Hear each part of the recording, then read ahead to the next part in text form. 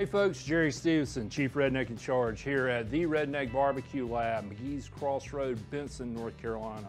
Today I'm here in the RBL Studios to show you guys how to cook baby back ribs at home, just like I do at mine. First thing I'd like for you to do though is to like this channel. Subscribe to it, click on the bell, please, so you guys are notified of future videos just like the one we're about to show you here today. And please share this with your friends. Let them know what's going on. Help them understand kind of some things they might not understand about barbecue. More importantly, help us kind of draw on a different audience who can provide us with some questions about why we do what we do, or maybe what they'd like to see in terms of barbecue. And finally, please, down below, leave your comments as to what you thought about this video, or leave us some suggestions on what you'd like to see in the future. So without anything else being said, let's hop right into this.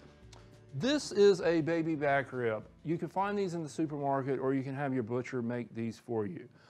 Where they come from is these are pork ribs. They come from the part of the animal. If this is the hindquarter, aka the ham of the animal, and this is the forefront, the head of the animal, where the shoulder is, the ribs are right here in the middle. And they are basically, the bottom part is what we call a spare rib. The spare rib is where the St. Louis cut rib comes from. If you're not familiar with a St. Louis style rib, look at our videos right here on this YouTube channel, and you can find one where we have done a video similar to this one on how to prepare spare ribs. Well, just below where that spare rib, St. Louis rib is, and that spare rib is the baby back. The baby back is just behind what's called the country rib, which you can find out what a country rib is too on this YouTube channel. But these baby backs are located directly underneath the loin of the animal. And the tenderloin and the loin of most animals are muscles that don't do a whole lot of work. Therefore, a lot of times they're a lot more tender. They have a lot more just basically flavor in them. And these baby back ribs are one of the ribs that most people prefer when you're going out to eat ribs, or when you hear somebody say, I'm cooking ribs, it's usually a baby back rib. So that's kind of where this comes from. Now, is this my favorite? Not really. I like a baby back style rib, but to me, I grew up eating a country style rib, which is a rib that's just, if this rib's right here, this country style rib is located right here up front. It's a big, thick, meatier part. It's got a lot of collagen in it. They're very hard to cook, but my mother used to cook them in a different way that I'm gonna show you guys here today. And that's the one I prefer. But when it comes down to it, those are probably my favorite. And then the baby back St. Louis rib are the ones we cook in competition all the time. They're the ones we cook at the lab. It's kind of a toss-up to me. So, you guys have to tell me what's your favorite. Just leave some of the info down here. Let me know, hey, what's my favorite rib? Who knows, you know? Some people will tell you they probably like the whole spare rib, the whole St. Louis and the rib tip portion. Something that I really don't like, but maybe you do. So anyway, let's start looking at this. This rib is purchased from the store. It's pretty much already cut. It's got bones on it, so it's pretty much cut with a meat saw by the butcher.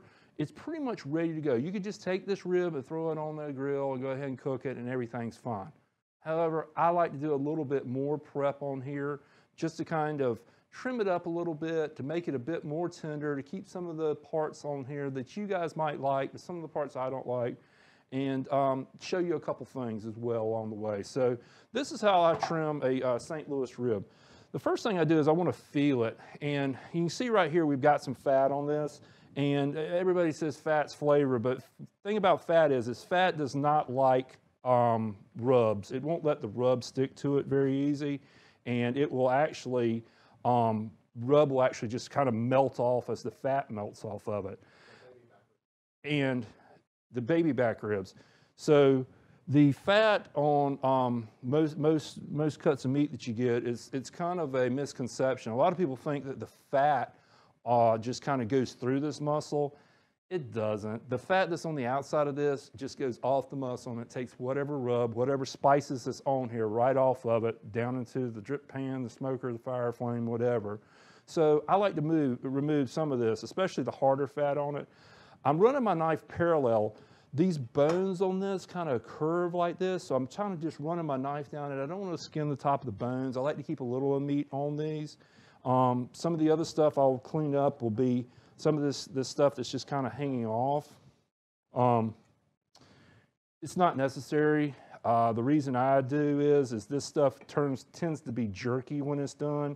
It'll be overcooked. It'll be kind of coarse. It's that stuff you kind of bite into and have to pick out of your teeth.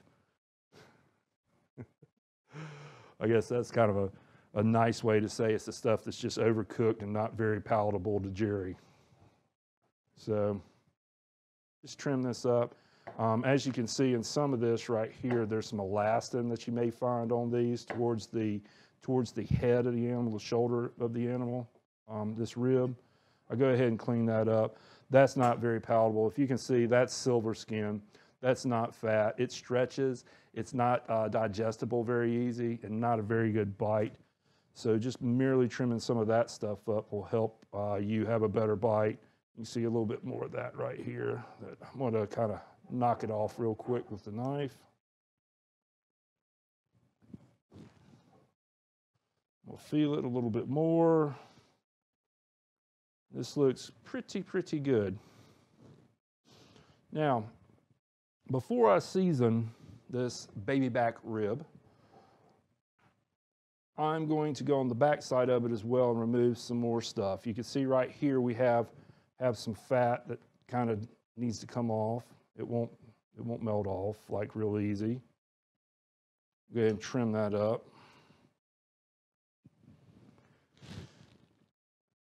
Then trim the end bone off here just a little bit. The next thing I want to do is I want to take off this silver skin right here. And let me tell you why I take it off. The only reason I take it off is it allows me to put a little bit more seasoning on the back side of my rib. And typically when you bite the back side of your rib, this is the part that hits your tongue when you bite the rib. You can leave this elastin on. You can eat this elastin. It's fine. A lot of people say you have to take it off. You don't. When this rib is cooked and fully cooked, you can grab this and it'll come off. It'll have the texture kind of like paper. It's nothing that's going to affect the way this rib cooks. It doesn't help, doesn't hinder anything. It's just something, if you guys want it or not, that's all it is. So last thing that I want to do is pull this off. I'm going to show you a little pro tip is you can use a paper towel to do this. When I'm doing competitions or I'm doing a lot of ribs like at the lab and stuff like that, what I end up using is I use a towel. And the reason is this towel doesn't break. It has a lot of texture on it. It allows me to grab this stuff. It's kind of hard to grab sometimes. So I use a towel. With that being said, let me throw a caveat into this right now. In no way, shape, or form did Jerry Stevenson or the Redneck BBQ Lab tell you to go and grab one of your wives or your spouses or your girlfriends or your mother's nice tea towels out of their kitchen, nor go into their bathroom and take one of the white towels, hand towels out of their bathroom. Don't do that. You buy these at the supermarket stores like Lowe's and Home Depot. You can buy them at Sam's. You know, buy them online at Amazon. I buy these by the 30 pack, throw them away, like 50 cents a piece. You can bleach them 3 or 4 times in the washing machine, and then you throw them away. They're pretty much done. So this is what I use. I use a rag. It helps me easier to grab this. And what I did is I took the knife and just kind of made a small little, between the bone and this, a little cut right here on the end of this rib. It allows me to easily pick this just using this rag. Pick, I say easily, pick and pull. And as you get towards the end, it may end up breaking in half, but as you can see, this is something, like I said, it's really, really tough. As you cook this, like I said, it will become like paper and you can eat it, but it's not digestible. It's something that's lasting, like I said, something I just like getting rid of. Last thing I'm gonna do here is I'm gonna trim up the end of this rib and a little bit of this fat. You know, 8-inch chef knife is probably not the best thing for trimming ribs. It was what I grabbed this morning. You may want a little smaller knife. But there you go, there you have it. That's pretty much ready to go. I think it looks very pretty. Sometimes this part here, this loin that's attached, it can be kind of hard, and sometimes it's up really high, and I'll just kind of either knock it down or trim it out. But here today, I think I'm gonna leave it. My hands tell me this is pretty tender. So I am getting this ready for the smoker. Now, as you're familiar with on these cooking videos, I like cooking in pans with trays. It's an easy cleanup. Excuse me. I line it with aluminum foil, or I use disposable trays a lot just so I can throw them away. I season on this. The seasoning falls to the bottom. Sometimes you get pan juices in here that you can use for stuff. Today with these ribs, we'll get very little juice. But what it does is it keeps my smoker clean, and it's a very easy cleanup once I'm done eating these ribs. So once I line that pan, I put in it's basically a baking rack. You can find these online too to kind of keep these ribs elevated. First thing that I'm going to do is, on my ribs, just like most of my other meat is I'm going to use my Redneck BBQ Lab all-purpose seasoning. It's what I call my, it's kind of that bass note, you know, doom, doom, doom, doom, doom. In any song, you know, you got that bass that kind of keeps things going. And that's what I use on pretty much everything from popcorn, baked potatoes, and steaks. Last thing I'm going to do is I'm going to put a top coat of our Redneck BBQ Lab chicken and rib rub. This is the one we won world championships with. We've won world first places and various rub competitions and stuff with it. It's got a bit more spice in it, a little bit more sugar, allows for caramelization on chicken and ribs, and works wonders. We've got a lot of perfect scores just using this combination in competition. So I will go ahead, I will start seasoning this. The first layer, like I said, is that all-purpose Redneck BBQ Lab, the competition seasoning, original. It's a lot of words. You kind of see I just kind of put it on kind of a light coat. Doesn't need a whole lot to get doing what I need doing with this. Then I'm gonna come back over the top of this, and I'm gonna put that chicken and rib rub just to kind of cover the meat. That's what I'm looking for, a kind of an even coverage. Pro tip here, guys, you know you've seen this before. These are dredges. They're shakers. One of the great things is it allows me to control the spread of my spice when I'm applying it to meats. The other thing is once I put my rubs in here, I can give it a 1-2 like that, covered, and it allows me to kind of shake up my spices to distribute them, so that way the salt's not on the bottom, sugar, and the black pepper's up at top. So little pro tip there I'll share with you on that. Next thing I want to do is same thing, original seasoning on top.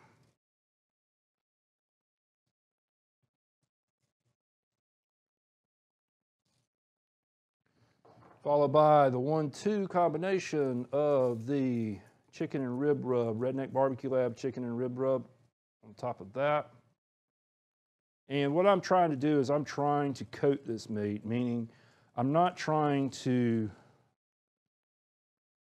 throw like a big thick layer on it. I just want to coat it where I can see the meat through it, but I don't see any meat sticking through it. A little bit on the ends. You can kind of see from the up camera, you don't see any meat, but you can kind of still see the meat through it, translucent-wise.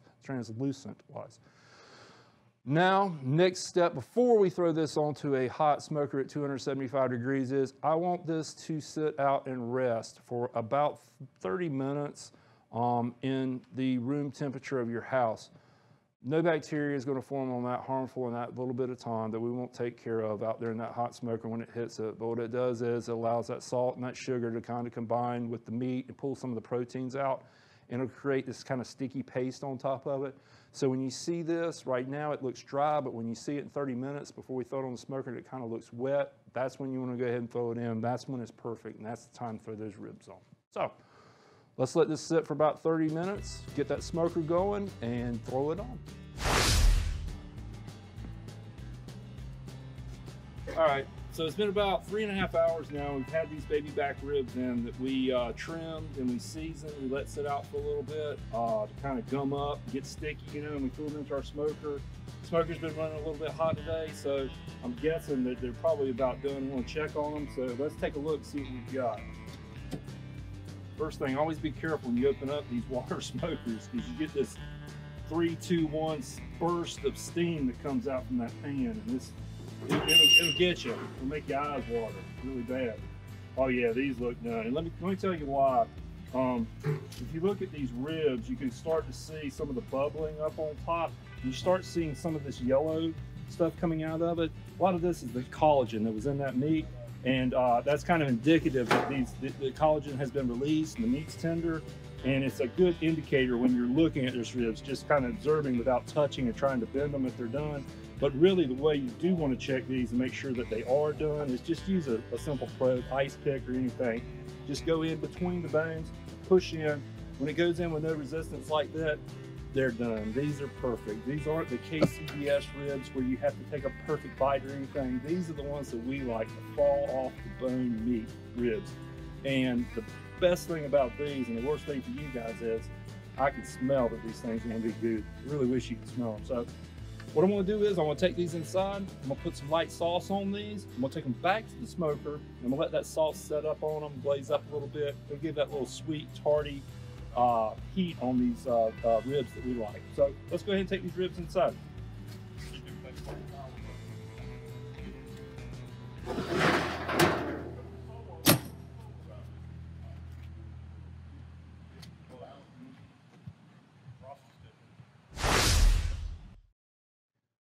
All right, it's time to see what we've done here today, folks. So before I tuck into these baby back ribs, let's kind of go over what we did.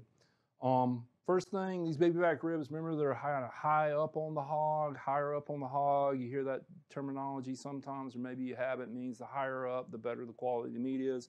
These are the loin meat, just underneath the loin area of the pig. They have a lot of flavor. There's very tender, probably the most popular rib right now in America. We took the rib, did some minimal trimming on it on top, some of the stuff that was a little bit harder, some of the fat and stuff we took off. We flipped it over, we removed that silver skin off the back. We applied our seasoning, our 2-base seasoning of the Redneck BBQ Lab original competition seasoning, as well as the Redneck BBQ Lab chicken and rib rub on top of it. We threw it into a smoker. It took about 3.5 hours at 275 degrees for this rack here to get tender. We pulled it off the smoker, let it cool down a little bit. It was piping hot.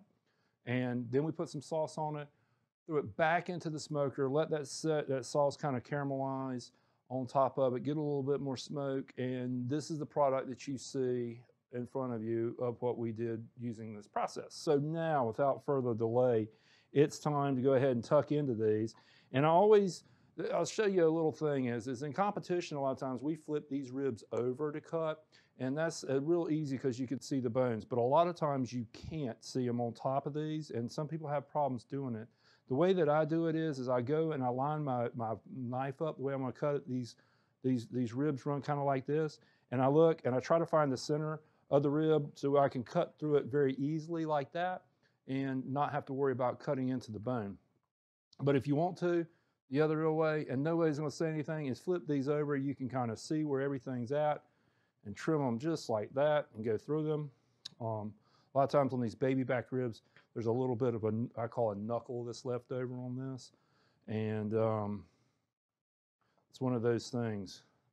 And you can see this is a part, when we were doing our trimming, I talked about some of the stuff that we take off. This was part of that strip that went across that just came off. It's kind of leathery, and in competition you get dinged for it, but at home you really won't. But you can see in here, you can see where we've got some of the smoke that has penetrated this. It's got this flavor. We can see it's moist on the outside. This rib's not dry. If this was competition, it's probably overcooked, but at home, it's probably dead on. So let's see how we did today, folks. I apologize for doing this in front of you.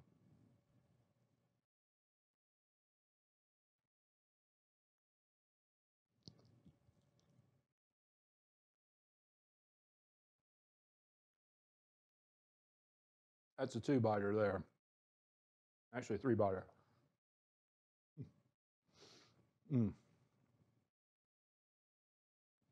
That's a good rib. The pork itself, brand we use in competition, that's a really good pork. It's very porky, tastes like pork, doesn't taste like bland, blah, anything. Tastes like pork. We got that seasoning in there, that Redneck BBQ Lab seasoning, I can taste it. So we've hit our marks on that. We got that salt, we've got smoke on there. We got some sweetness from that Redneck BBQ Lab combination of rub or seasoning sauce that we use, as well as that just basically that overall porky flavor coming from this rib. It's a really good rib. It's one that I would tuck into at home any night of the week or on a weekend. And I can tell you right now, I'm more inclined to eat salads and Mediterranean food than I am meat, given my current profession. And boy, these are good. So anyway, hate eating in front of you and I hate talking my mouth full, so I apologize for that. Anyway, folks, just wanted to remind you that we're here to do these videos for you guys. This isn't for us. So please, please, please go down here, like this video, share it with your friends. Subscribe to the channel if you're not subscribed. Click on the bell. The bell will tell you when videos like these, and we are doing a rib series, the bell will tell you when they're coming up live, when we're dropping them for you guys to see. Leave us your comments down here. Leave us suggestions. What other videos would you like to see in the future? And you can find our rib rubs, you can find our sauces at theredneckbbqlab.com. Find our sauce right down here. It's available in several retail places, and there are some that ship. And you guys too can enjoy playing around like I do in the backyard with my daughters and friends to make something like this. So once again, this is Jerry Stevenson, Chief Redneck in Charge at the Redneck BBQ Lab, McGee's Crossroad in Benson, North Carolina. I'm here at our RBL Studios. It's evolving into truly a great place to come work and share with you guys here with event webcasting ran by Mr. Mike Baker, friend of ours, bringing you guys this content. Hopefully you enjoy it. Hopefully you use it. Hopefully you find that, you know what, maybe it gets you off the microwave and outside on the grill with your family and friends or for your sweetheart. So once again, guys, please be kind to one another. Smile. We need this. Our children need this. Be kind, smile, be good, love you. See you guys down the road somewhere. Take care.